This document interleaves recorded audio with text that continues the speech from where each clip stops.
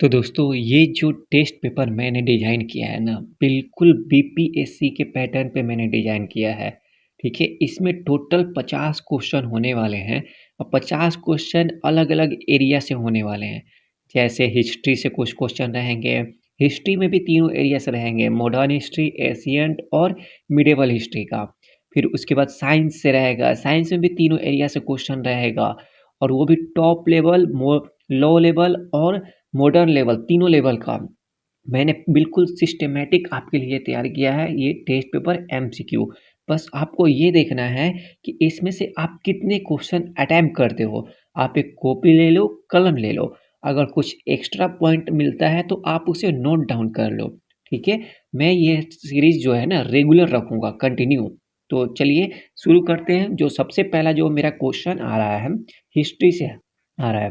तो पहला क्वेश्चन बोल रहा है हर्षवर्धन के शासनकाल के बारे में बताइए। निम्नलिखित में कौन सही है? कितने सही हैं? ठीक है? तो देखिए पहला जो क्वेश्चन बोल रहा है यहाँ पे संस्कृत नाटक रत्नावली क्या हर्षवर्धन द्वारा लिखा गया है? फाहियान का यात्रा वृत्तांत क्या उनके काल में हुआ था? बासखेरा शिलालेख क्या ये उनके काल में हुआ था? तो इसका राइट आंसर होने जा रहा है, आप लोग पहले कुछ देर सोच लीजिए क्या होगा। ठीक है? तो आई थिंक आप लोग सोच लिए हो कौन सा सही होगा, तो मैं इसका राइट आंसर अब बता दे रहा हूँ। तो इसका राइट आंसर होने जा रहा है 1 और 3 दोनों सही है। आपको पता है कि फाहियान जो है थे ना, वो चंद्रगुप्त द्वितीय के शासनकाल में आए थे। ठीक है? लगभग 380 से लेकर 414 बीसी तक आए थे। ठीक है दोस्तों? चलिए तो इसका राइट आंसर क्या होने वाला है? तो 1 और सी। नेक्स्ट क्वेश्चन आते हैं। अब बात करते हैं हम लोग निम्नलिखित में से कौन सा प्रारंभिक जैन साहित्य का हिस्सा नहीं है? नहीं पूछ रहा है। ठीक है? थेरी गाथा, आचार, रांग सूत्र, सूत्र कृतांक है, बृहत कल्प सूत्र है। तो आप लोग इसका राइट आंसर पहले लिख लीजिए अपने कॉपी में। ठीक है? और इसका राइट आंसर जो मैं बताने जा रहा हूँ अब यहाँ पे है थेरीगट्टा। थेरीगट्टा क्या है ना, ये बौद्ध धर्म से रिलेटेड है। ठीक है? साहित्य और बाकी सब जैन धर्म से रिलेटेड है। ठीक है? चलिए क्वेश्चन नंबर 3 आते हैं। ये मुगल काल बताया गया है। मुगल काल में मुहद्दीब कौन था? मुहद्दीब कौन था? आप लोग पहले इसका आंसर दे दीजिए कौन था। सेना अधिकारी था, पत्राचार विभाग का प्रमुख था, राजस्व अधिकारी था, आचरण अधिकारी था। तो आई थिंक आपको आप लोग आंसर लिख लिए होंगे। तो इसका राइट आंसर होने जा रहा है आचरण अधिकारी। ठीक है दोस्तों? आपको याद रखना है आचरण अधिकारी। चलिए नेक्स्ट बात करते हैं क्वेश्चन नंबर 4। क्वेश्चन नंबर 4 में बताया गया है कि निम्नलिखित में से किस संत को कृष्ण ने और विष्णु का अवतार माना जाता है? यहाँ लिखा गया अवतार माना जाता है। ठीक है? तो ऑप्शन ए है मीराबाई, दादू दयाल, संत ज्ञानेश्वर, चैतन्य महाप्रभु। तो आई थिंक आप लोग इसका आंसर दे दिए होंगे, कॉपी में नोट डाउन कर लिए होंगे 4 का क्या होने वाला है। तो डी चैतन्य महाप्रभु। चैतन्य महाप्रभु ये बंगाल से थे और ये कब की बात है? तो 1486 से 1534 के बीच की बात है। ठीक है? चलिए अब नेक्स्ट बात करते हैं हम लोग क्वेश्चन नंबर 5। क्वेश्चन नंबर 5 जो है आप लोग को शायद विजिबल हो गया या मैं बता देता हूँ। देखिए बताया गया है कि वर्ष 1932 में अखिल भारतीय कांग्रेस कमेटी को निम्नलिखित में से एक आदेश पारित करके अवैध घोषित किया गया था। वह आदेश क्या था? मतलब जो अखिल भारतीय कांग्रेस था उसको अवैध घोषित कर दिया गया था। ठीक है? किस कानून के तहत अवैध घोषित किया गया था? तो ऑप्शन ए है अवैध संघ अध्यादेश, शक्ति उल्लंघन कानून, कार्यकारी शक्ति अध्यादेश, वायसराय की विशेषाधिकार। तो आप लोग अपने कॉपी में लिख लीजिए 5 का क्या होगा। ठीक है? चलिए अब उसके बाद आप लोग को भी तो सोचने का मौका मिलना चाहिए ना। तो इसका राइट आंसर हो जाएगा अवैध अध्यादेश। आपको पता है कि ये जनवरी 1932 में आया था। कब? सविनय अवज्ञा आंदोलन के खत्म होने के बाद आया था। ठीक है? चलिए अब नेक्स्ट बात करते हैं क्वेश्चन नंबर 6। क्वेश्चन नंबर 6 बोल रहा है ब्रिटिश भारत में अकाल के संबंध में सुझाव देने के लिए निम्नलिखित में से कौन से आयोग गठित किया गया था? ठीक है? कौन सा आयोग गठित किया गया था। तो आप लोग इसमें हमको पता है कि आप लोगों को बहुत सारे लोगों को ये क्वेश्चन मालूम होगा या नहीं, बट इसको नोट डाउन जरूर कर ले। एक क्वेश्चन यहाँ से जरूर मिलेगा, अस्ट्रेची आयोग, लोया आयोग, मैकडेनियल आयोग। ठीक है, तो इसका राइट आंसर क्या होगा दोस्तों, आप लोग कमेंट करके बता दें। मैकडोनल्ड 1 और 2 होगा, 2 और 3 होगा, केवल 3, या 1 2 3 सभी के सभी होगा। ठीक है, तो इसका राइट आंसर क्या हो जाएगा, तो डी, सभी के सभी हो जाएगा। अब मैं आपको कुछ एक्स्ट्रा पॉइंट आपको बता देता हूँ जो बहुत ज़रूरी है आप लोग के लिए जानना। सबसे पहला अस्ट्रेची आयोग के बारे में, ये हुआ आया था 1880 में। ठीक है, और इसकी अध्यक्षता किसने की थी, तो नाम से ही पता चल रहा है अस्ट्रेची आयोग, तो अस्ट्रेची के द्वारा किया गया था अध्यक्ष का।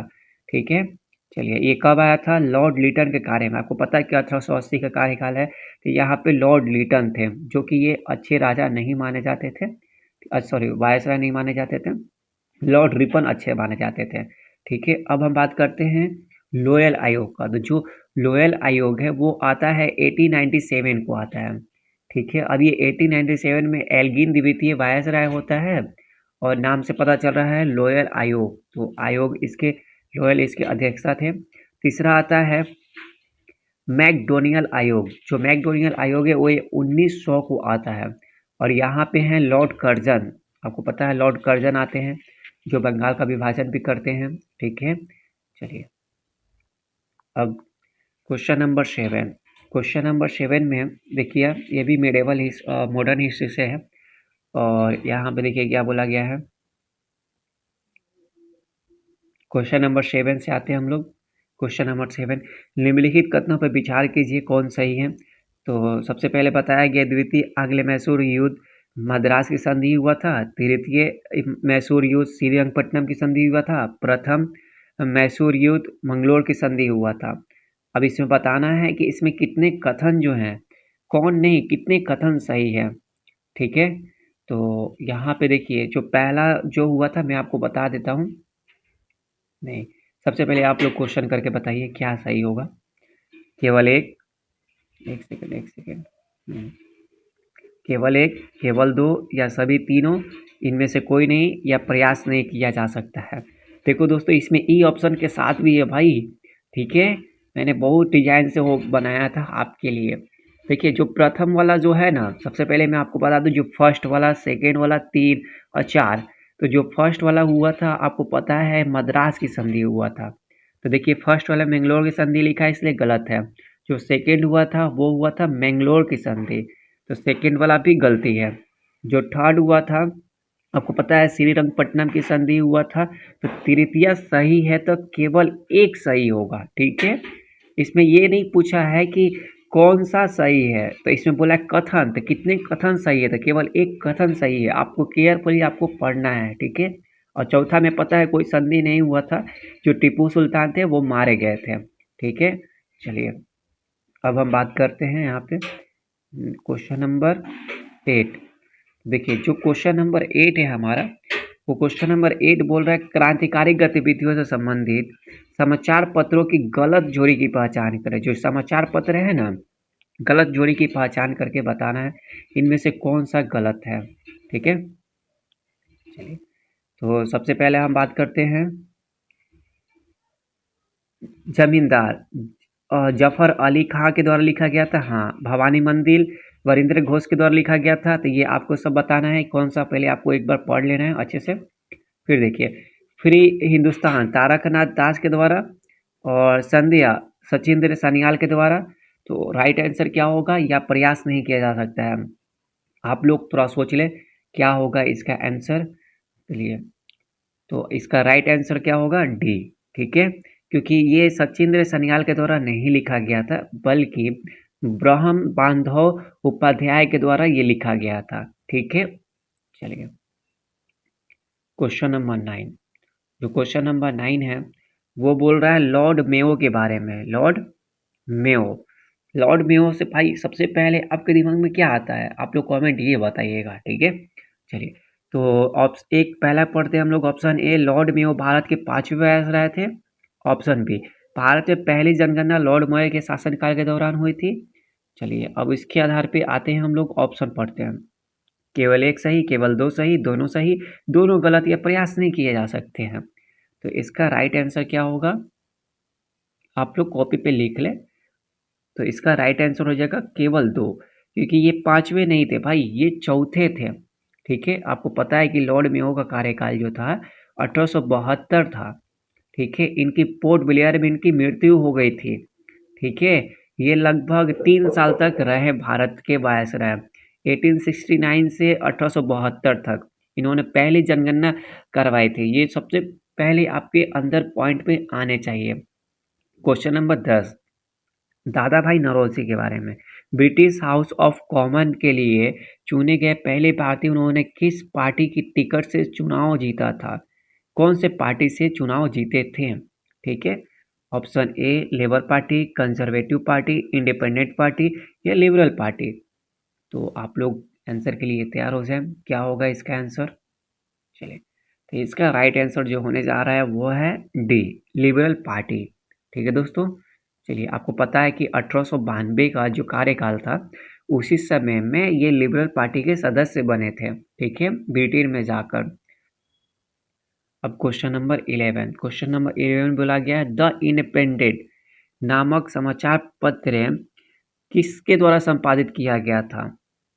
तो किसके द्वारा संपादित किया गया था, आप लोग सोच समझ ले। सबसे हम ऑप्शन भी पढ़ देते हैं, के एम मणिकर, मोतीलाल नेहरू, जवाहरलाल नेहरू, चित्तरंजन दास। तो आप लोग ट्राई करें क्या होगा। तो इसका राइट आंसर हो जाएगा मोतीलाल नेहरू। ठीक है, चलिए क्वेश्चन नंबर 12, क्वेश्चन नंबर 12 जो है वो बोल रहा है कि भारत सरकार अधिनियम 1919 की मुख्य विशेषताएं निम्नलिखित में से कौन सी हैं। केंद्र द्वारा प्रांतों को विधायी शक्ति का हस्तांतरण, प्रांतों की कार्यकारी सरकार में द्वैत शासन की व्यवस्था, तीसरा इसके तहत पहली बार केंद्रीय बजट को राज्य बजट से अलग किया गया। ठीक है, राज्य बजट में अलग किया गया। तो इसका क्या राइट आंसर होगा, केवल एक, एक और दो, दो और तीन, उपयोग सभी या प्रयास नहीं किए जा सकते। ठीक है, तो आई होप आप लोग दे दिए होंगे। तो इसका राइट आंसर हो जाएगा उपयोग सभी। ठीक है दोस्तों, तो ये पॉलिटी स्टार्ट होता है।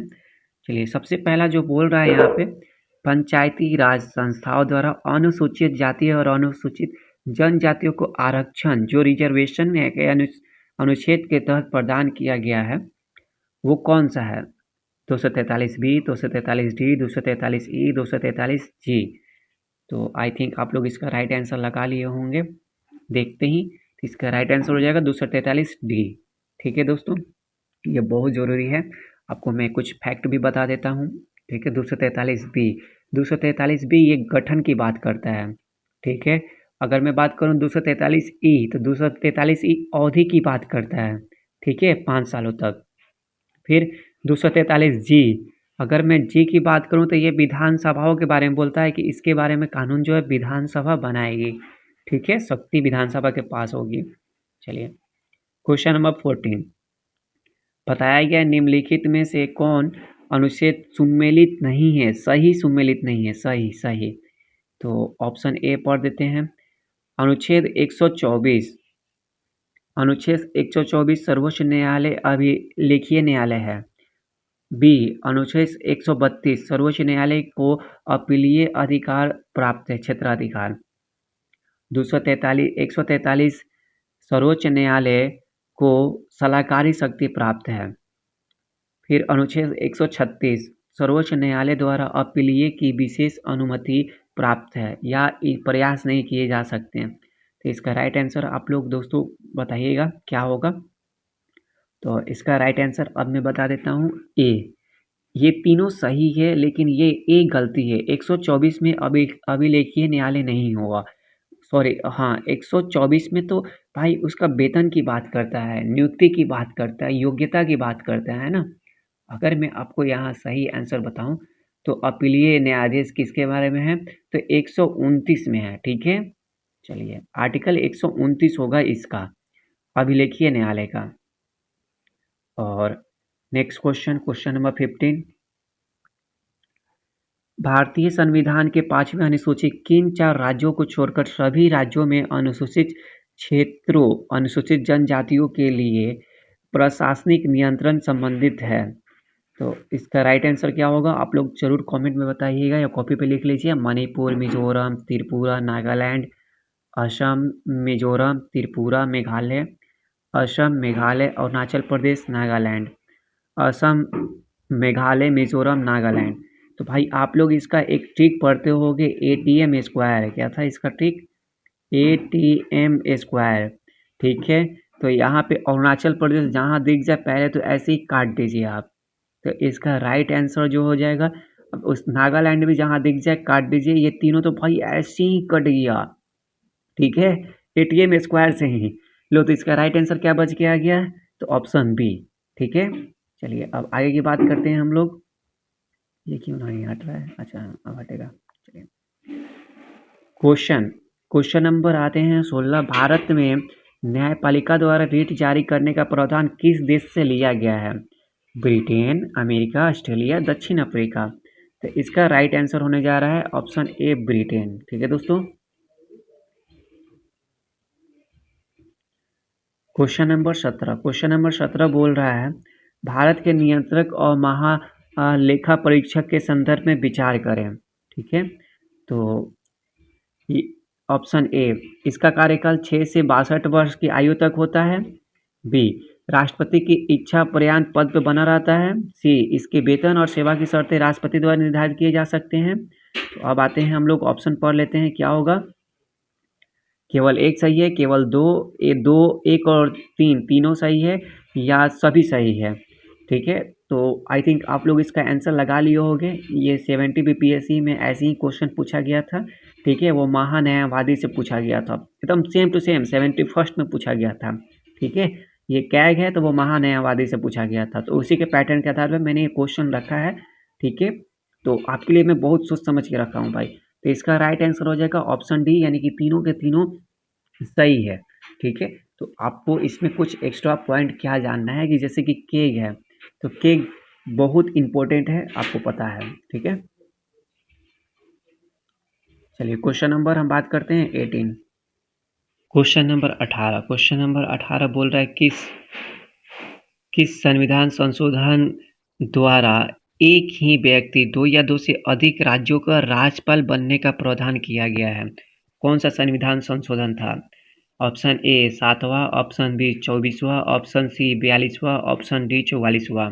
ठीक है, तो यह ऑप्शन ए भी है भाई, लेकिन मैं नहीं चाहता कि आप लोग ऑप्शन ए को टच करें। ठीक है, चलिए तो इसका राइट आंसर क्या होगा? आई थिंक आपने बना लिया होगा। तो इसका राइट आंसर क्या होगा? ऑप्शन ए, 7वां संविधान संशोधन 1956 में आया था, उसी के तहत प्रावधान किया गया था। ठीक है, और आपको पता है कि आर्टिकल 153 जो है उसमें बताया गया है राज्यपाल के बारे में। ठीक है, चलिए नेक्स्ट क्वेश्चन बात करते हैं हम लोग। क्वेश्चन नंबर कौन सा था? वर्ष भर, ये देखिए यहाँ से ना जियोग्राफी स्टार्ट हो गया। वर्ष भर 30 डिग्री से लेकर 65 डिग्री उत्तरी और दक्षिणी अक्षांश के बीच बहने वाली हवाएं को क्या कहते हैं?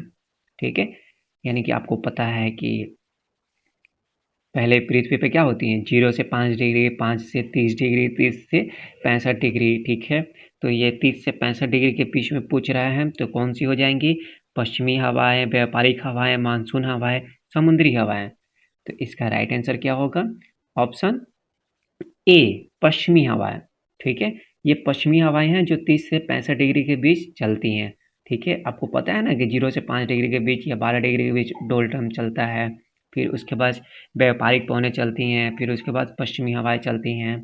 इसी में ना 40 डिग्री पर जाइएगा तो चिकती क्या है, गरजती चालीसा है। और 50 डिग्री पर जाइएगा तो प्रखंड 50 है। 60 डिग्री पर जाइएगा तो चिकती 60 है। ये दक्षिण जो दक्षिण क्या कहते हैं उसको, महासागर है ना, वहाँ पे है। ठीक है, चलिए नीलगिरी और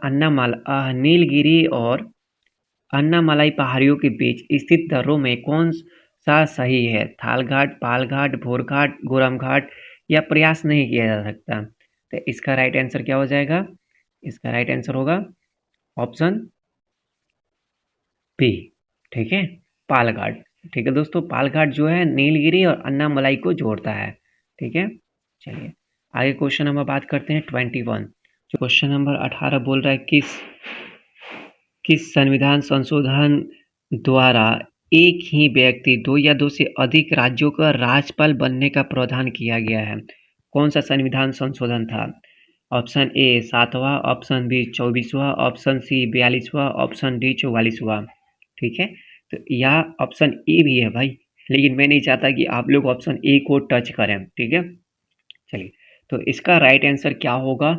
आई थिंक आपने बना लिया होगा, तो इसका राइट आंसर क्या होगा? ऑप्शन ए 7वां संविधान संशोधन 1956 में आया था, उसी के तहत प्रावधान किया गया था। ठीक है, और आपको पता है कि आर्टिकल 153 जो है उसमें बताया गया है राज्यपाल के बारे में। ठीक है, चलिए नेक्स्ट क्वेश्चन बात करते हैं हम लोग। क्वेश्चन नंबर कौन सा था? वर्ष भर, ये देखिए यहाँ से ना जियोग्राफी स्टार्ट हो गया। वर्ष भर 30 डिग्री से लेकर 65 डिग्री उत्तरी और दक्षिणी अक्षांश के बीच बहने वाली हवाएं को क्या कहते हैं? ठीक है, यानी कि आपको पता है कि पहले पृथ्वी पे क्या होती हैं, 0 से 5 डिग्री, 5 से 30 डिग्री, 30 से 65 डिग्री। ठीक है, तो ये 30 से 65 डिग्री के बीच में पूछ रहा है, तो कौन सी हो जाएंगी? पश्चिमी हवाएं, व्यापारिक हवाएं, मानसून हवाएं, समुद्री हवाएं। तो इसका राइट आंसर क्या होगा? ऑप्शन ए पश्चिमी हवाएं। ठीक है, ये पश्चिमी हवाएं हैं जो 30 से 65 डिग्री के बीच चलती हैं। ठीक है, आपको पता है ना कि 0 से 5 डिग्री के बीच या 12 डिग्री के बीच डोल्टम चलता है, फिर उसके बाद व्यापारिक पवनें चलती हैं, फिर उसके बाद पश्चिमी हवाएं चलती हैं। इसी में ना 40 डिग्री पर जाइएगा तो चिकती क्या है, गरजती 40 है, और 50 डिग्री पर जाइएगा तो प्रखंड 50 है, 60 डिग्री पर जाइएगा तो चिकती 60 है। ये दक्षिण जो दक्षिण क्या कहते हैं उसको, महासागर है ना, वहाँ पे है। ठीक है, चलिए नीलगिरी और अन्नामलाई पहाड़ियों के बीच स्थित दर्रों में कौन सा सही है? थालघाट, पालघाट, भोरघाट, गोरमघाट, या प्रयास नहीं किया जा सकता? तो इसका राइट आंसर क्या हो जाएगा? इसका राइट आंसर होगा ऑप्शन बी। ठीक है, पालघाट। ठीक है दोस्तों, पालघाट जो है नीलगिरी और अन्नामलाई को जोड़ता है। ठीक है, नंबर 21 बोला गया निम्नलिखित में से कौन है जो सर्वाधिक स्थिर पारिस्थितिकी तंत्र है? ठीक है, तो ऑप्शन ए वन्य पारिस्थितिकी तंत्र, रेगिस्तान पारिस्थितिकी तंत्र, या समुद्री पारिस्थितिकी तंत्र, घास का मैदान। तो आई थिंक आप लोग राइट आंसर खोज लिए होंगे, तो इसका राइट आंसर हो जाएगा समुद्री पारिस्थितिकी तंत्र। ये जो है ना, ये सर्वाधिक स्थिर है, क्योंकि इसकी संख्या कम होगी लेकिन फिर से उतना ही हो जाएगी, पर इसमें आग लग जाएगा तो कम हो जाएगा, इसमें तो पहले से ही कम रहता है। ठीक है, घास के मैदान में अगर घास सारा चर लिया जाएगा जानवर तो ये भी कम हो जाएगा। ठीक है दोस्तों, अब बात करते हैं क्वेश्चन नंबर 22। बोल रहा है हमारे सौर मंडल से संबंधित निम्नलिखित कथनों पर विचार कीजिए। पहला क्वेश्चन बोल रहा है, option A Saptarishi big bear तारामंडल का हिस्सा है। बिग बियर को उर्सा मेजर भी कहा जाता है। क्षुद्र ग्रह मंगल और बृहस्पति के बीच में स्थिर है। सबसे बड़ा क्षुद्र ग्रह सीरीज है। तो इसका राइट आंसर क्या होगा? आप लोग को क्वेश्चन में बताना है। 1, 2, 4, केवल 2 और 3 सभी सही हैं, कोई नहीं, इनमें से प्रयास नहीं किया जा सकता। तो इसका राइट आंसर हो जाएगा सभी। ठीक है दोस्तों, चलिए आगे हम लोग बढ़ते हैं। आगे क्वेश्चन, एक सेकंड इसको इरेज कर लेते हैं। क्वेश्चन नंबर 23 बोला गया है भूमध्य रेखा निम्नलिखित में से किन देशों से होकर गुजरती है? तो option A Maldives, Gabon, Brazil, Somalia, Spain, Indonesia, और Togo, Congo, Maldives, Mexico, Bharat, Kenya. तो ऐसे क्वेश्चन को ना डील कैसे किया जाता है मैं आपको बताता हूँ। देखिए, भूमध्य रेखा बोला गया तो भारत तो नहीं होगा, तो इसको तो ऐसे ही काट दीजिए। सेकेंड, आपको ये ध्यान रखना है कि जो ब्राज़ील है ना वहाँ काटता है, तो ब्राज़ील से ही मैं भी ऑप्शन टिक कर रहा हूँ, तो आपको भी ऐसे ही करना है क्वेश्चन को। ठीक है, चलिए, और ये मालदीव तो होगा नहीं, मालदीव को भी आपको काट देना है। ठीक है, चलिए, तो क्वेश्चन नंबर आपको पता चल गया ना 23 का क्या होगा? Option A. अब बात करते हैं क्वेश्चन नंबर 24। 0 डिग्री अक्षांश और 0 डिग्री देशांती रेखा किस महासागर से एक दूसरे को मिलते हैं या काटते हैं? ठीक है, अक्षांश और वो दोनों, अटलांटिक, आर्टिक, प्रशांत महासागर, हिंद महासागर। तो इसका राइट आंसर क्या हो जाएगा? आपको भी पता है, ये अटलांटिक महासागर, क्योंकि 0 डिग्री ये जो हमारा यहाँ पे क्या बोला गया है भाई, हाँ, अक्षांश रेखा है और जो देशांतर रेखा है दोनों आपस में आकर मिलती हैं। ठीक है, ये लॉन्गिट्यूड हो जाएगा, ये इक्वेटर हो जाएगा। ठीक है, चलिए एक सेकेंड। क्वेश्चन नंबर 25 बोला गया निम्न, ये देखिए यहाँ से इकोनॉमिक्स स्टार्ट हो गया है। ठीक है, तो इसलिए मैं आपको बताते जा रहा हूँ, आप लोग भी कॉपी पे कुछ नोट डाउन कर ले चैप्टर वाइज। ठीक है, अल्फ्रेड मार्क्स कौन सा सही सुमेलित नहीं है? अल्फ्रेड मार्क्स सीमांत उपयोगिता का सिद्धांत दिए थे। जेम्स किंग्स ब्याज की तरलता वरीयता सिद्धांत। कार्ल मार्क्स, एक सेकेंड इसको ना, चलिए। तो अब देखिए यहाँ पे कार्ल जो मार्क्स हैं वो बोल रहे, कार्ल मार्क्स जो है अधिशेष मूल्य सिद्धांत दिया था। अमर्त्य सेन गरीबी का दुष्चक्र है। तो इसका राइट आंसर क्या होगा आप लोग सोचिए। तो इसका राइट आंसर होगा अमर्त्य सेन ने गरीबी का दुष्चक्र नहीं दिया था, वो तो मानव के बारे में बताया था ना। ठीक है, तो इसलिए इसका डी गलती हो जाएगा। बाकी ये सब आपको याद करके रख लेना है। क्वेश्चन नंबर बढ़ते हैं 26। क्वेश्चन नंबर 26 है वो क्या बोल रहा है कि बैंकों को अपने नगद शेष कुल संपत्ति का, ठीक है दोस्तों, तो संपत्तियों के बीच एक निश्चित अनुपात बनाए रखते हुए इसे क्या कहते हैं? मतलब जो बैंक है ना वो खुद अपने पास रखेगा, तो वो कौन सा है? SBR, SLR, CBR या CLR? तो इसका राइट आंसर, जो थोड़ा सा भी इकोनॉमिक्स पढ़े होंगे उनको तो पता ही होगा इसका राइट आंसर क्या होगा। तो ये तो कोई नाम होता नहीं है, ये भी नहीं होता है। CLR तो होता है लेकिन CLR बैंकों के पास नहीं होता है, RBI के पास रखा जाता है। तो इसका राइट आंसर हो जाएगा SLR, जो अपने बैंक को खुद अपने पास रखते हैं। ठीक है, चलिए क्वेश्चन नंबर 27। गिफेन वस्तुओं का वक्र मांग क्या है? तो इसका क्या है? ऊपर की ओर झुक जाता है, नीचे की ओर झुक जाता है, मात्रा अक्ष के समानांतर होता है, मूल्य अक्ष के समानांतर होता है। गिफेन वर्ड का मतलब होता है दोस्तों खराब वस्तुएं। एक समय ऐसे आता है कि जो खराब वस्तु है ना इसकी मांग बढ़ जाती है, तो उसे कहते हैं गिफेन वस्तु। तो इसका जो झुकाव होता है ना ऊपर की ओर हो जाता है। ठीक है, चलिए तो इसका राइट आंसर हो जाएगा ए। क्वेश्चन नंबर 28 बोल रहा है गन्ने का उचित एवं लाभकारी मूल्य, ठीक है, किसके द्वारा अनुमोदित किया जाए? देखिए दोस्तों ये गन्ने का बोल रहा है। ठीक है, FRBM। तो इसका राइट आंसर क्या होगा आप लोग कमेंट करके बताइएगा। ऑप्शन ए आर्थिक मामलों की मंत्रिमंडल समिति, कृषि लागत एवं मूल्य आयोग, विपणन एवं निरीक्षण निदेशालय, कृषि उपज मंडी समिति, या प्रयास नहीं किए जा सकते हैं। तो इसका राइट आंसर हो जाएगा ऑप्शन ए आर्थिक मामलों के मंत्रिमंडल समिति के द्वारा गन्नों पे लगाया जाता है। क्वेश्चन नंबर 29, निम्नलिखित में से कौन से RBI की मौद्रिक नीति का मात्रात्मक उपकरण है? कौन से? ठीक है, तो अब ऑप्शन ए वैधानिक तरलता अनुपात, नगद आरक्षित खुले बाजार की प्रक्रिया। इसका क्या होगा? केवल एक, केवल दो, एक दो, एक दो तीन, सभी सही हो जाएगा। तो इसका राइट आंसर क्या होगा? एक बार सोच समझ कर आंसर दे। देखिए वीडियो को रोक कर आप सोचे, तो इसका राइट आंसर हो जाएगा तीनों। ठीक है, तीनों के तीनों आपको पता है कि RBI की दो नीति होती है, मौद्रिक नीति होती है, एक मात्रात्मक और एक गुणात्मक होती है। ठीक है, चलिए तो यहाँ पे मात्रात्मक के बारे में पूछा गया है। तो वेल दोस्तों क्वेश्चन नंबर 30 बोल रहा है वेतन नीति सिद्धांत किसके द्वारा प्रतिपादित किया गया था? JM schemes, JVS, JR Hicks, JS मिल, किसके द्वारा किया गया था? तो JS मिल के द्वारा किया गया था। ठीक है, चलिए क्वेश्चन नंबर 31। ठीक है, क्वेश्चन नंबर 31, अब यहाँ से साइंस से क्वेश्चन स्टार्ट होती हैं। ठीक है, यहाँ पूछ रहा है अस्टेलेग्लोमीटर का उपयोग निम्नलिखित में से किसको मापने के लिए किया जाता है? किसको? तो ऑप्शन ए गतिज गतिज सहायता, पृष्ठ तनाव, अपवर्तक सूचकांक, प्रकाशीय सक्रियता। तो इसका राइट आंसर हो जाएगा ऑप्शन बी पृष्ठ तनाव के लिए। ठीक है दोस्तों, आपको ये बहुत जरूरी है, ये सब एक क्वेश्चन यहाँ से देखने के लिए मिल जाता है। देखिए जो गतिज संयंत्र है ना इसको मापने के लिए एक मीटर आता है, डिवाइस आता है, उसका नाम है विस्कोमीटर। ठीक है, आप लोग याद कर लीजिएगा। और जो अपवर्तनांक, जो अपवर्तन सूचकांक है ना इसको मापने के लिए एक डिवाइस आता है, उसका नाम है रिफ्रैक्टोमीटर। ठीक है, ये भी याद कर लीजिएगा। और देखिए जो प्रकाश के बारे में बोल रहे हैं ना, तो प्रकाश को तो हम लोग ऑप्टिक तो बोलते हैं, तो इसलिए एक इसका क्या हो जाएगा? तो पोलरीमीटर। ठीक है, पोलरीमीटर, आपको पता है ना कि प्रकाश को हम पोलराइज कर सकते हैं। ठीक है, तो पोलरोमीटर ऐसे याद कर लीजिएगा। क्वेश्चन नंबर 32, पेरिस्कोप किस सिद्धांत पे काम करता है? ये तो हलवा क्वेश्चन है भाई। देखते हैं, क्वेश्चन मार देना है परावर्तन। ठीक है, सॉरी मैं ही बोल दिया यार, आप लोग को खुद वीडियो रोक के आप लोग कर सकते हैं। ठीक है, अब बात करते हैं हम ट्रांसफार्मर का कोर बनाने के लिए किसका उपयोग किया जाता है? स्टील का, soft hard iron, soft iron का। तो इसका राइट आंसर क्या हो जाएगा?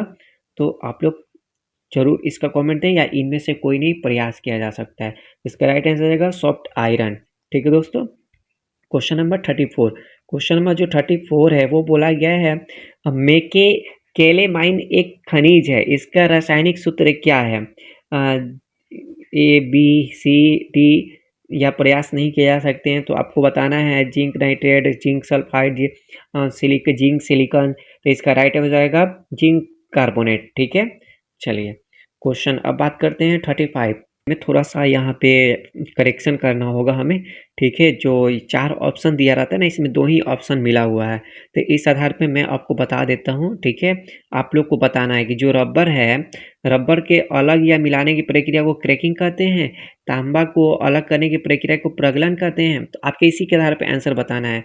आप लोग सोच लीजिए क्या होगा, दोनों में से कौन सही है। तो मैं आपको बता दूं, दोनों में से ये बी वाला सही है, ए वाला गलत है। रबर वाले को अपनाने के प्रोसेस को वल्नीकरण कहते हैं। ठीक है, चलिए क्वेश्चन नंबर 36। कौन सा वर्णक पौधे को परावैंगिक किरणों के हानिकारक प्रभाव से बचाता है?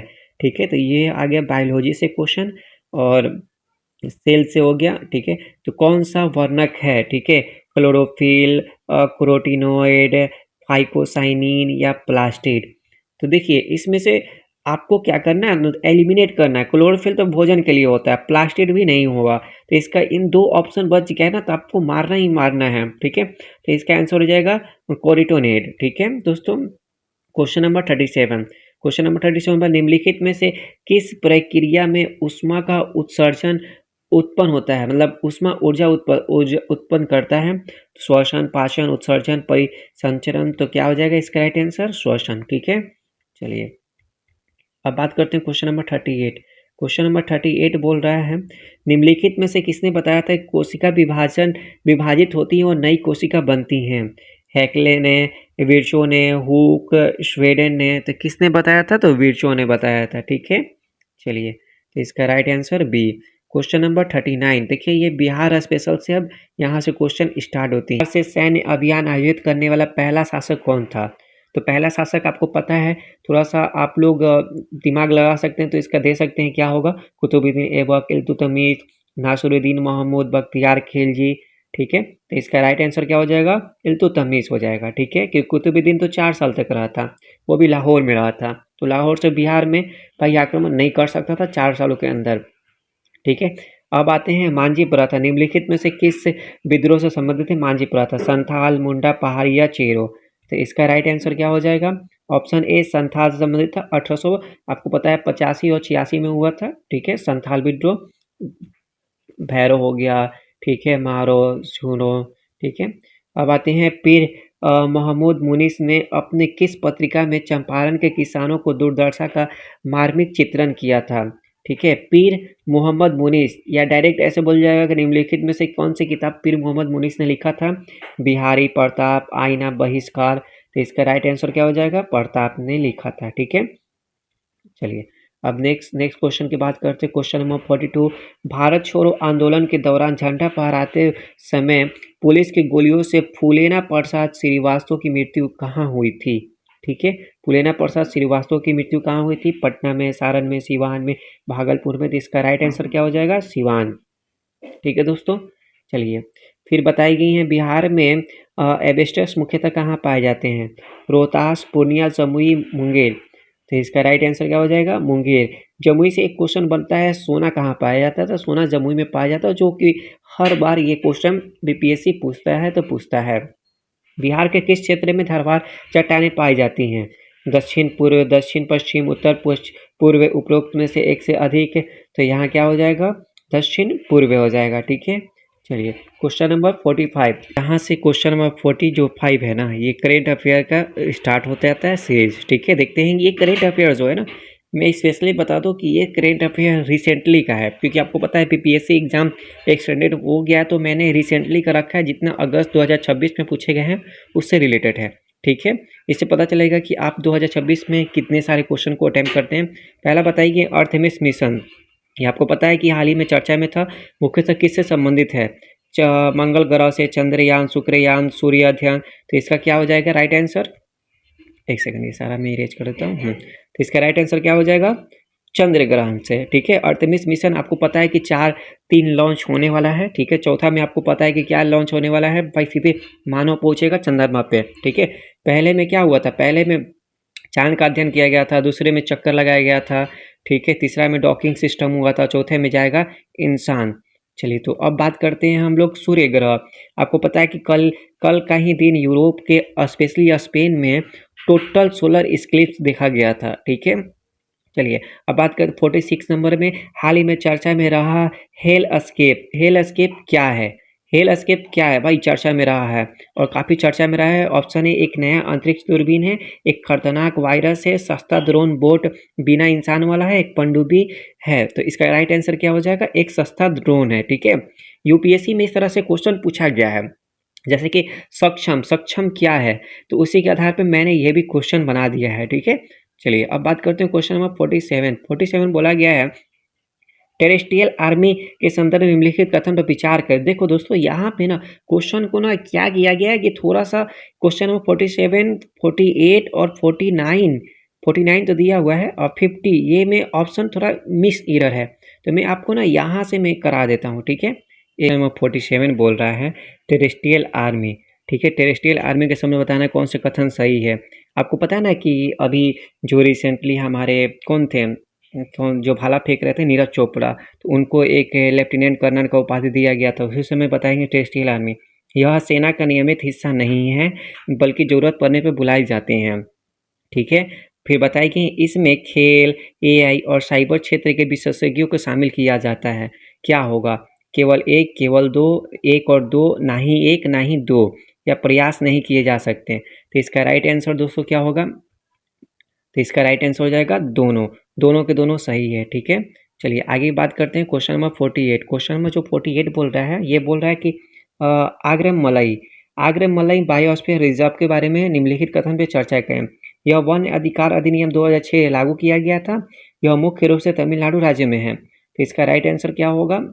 आप लोग थोड़ा सोचकर आंसर दें और बताएं। केवल एक, केवल दो, एक और दो दोनों सही है, इनमें से कोई नहीं, प्रयास नहीं किए जा सकते। तो इसका जो राइट आंसर हो जाएगा वो हो जाएगा दोनों सही है।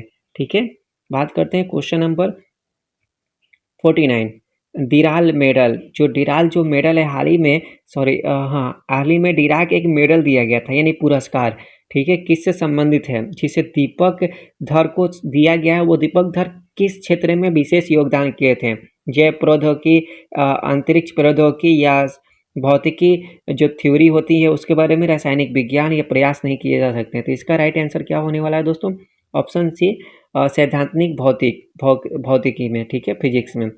और लास्ट क्वेश्चन आते हैं हमारा, ये पूछा है कि भारत सरकार द्वारा हथकरघा के क्षेत्र में विकास के लिए शुरू की गई नई विभिन्न योजनाओं को वर्ड्स के अनुसार सुमेलित कीजिए। तो इसमें वर्ड्स के अनुसार दिया गया है, तो यहाँ पे भी थोड़ा सा मैं 50 जो क्वेश्चन में लाया था यहाँ पे। दोस्तों हो तो गया, अरे यार ये क्या हो गया? ठीक है दोस्तों, दिख रहा है आप लोग को, विजिबल है। चलिए क्वेश्चन नंबर यहाँ से है। चलिए, तो 3 यहाँ पे दी गई हैं, 3 क्वेश्चन। ये क्या हो गया? मैं पढ़ देता हूँ, ठीक है, आप लोग ध्यान दीजिएगा। पहला पहला बोला गया है कि जो मेगा क्लस्टर योजना 2005 में लाया गया था, समेकित हथकरघा संवर्धन योजना 2017 में शुरू किया गया था, पीएम मित्र योजना 2021 में शुरू किया गया था। तो इसका राइट आंसर क्या होने वाला है? आप लोग दोस्तों इसका आंसर कमेंट कीजिएगा लास्ट वाले का। और दोस्तों आपको पता है कि आप अपना स्कोर टोटल नीचे जरूर कमेंट कीजिए, और आप लोगों को नेक्स्ट पार्ट चाहिए ऐसा ही, या लिवी, या और हार्ड, और करेंट अफेयर कितना चाहिए, आप लोग कमेंट जरूर करके बताएं। ठीक है, तो मिलते हैं नेक्स्ट वीडियो में।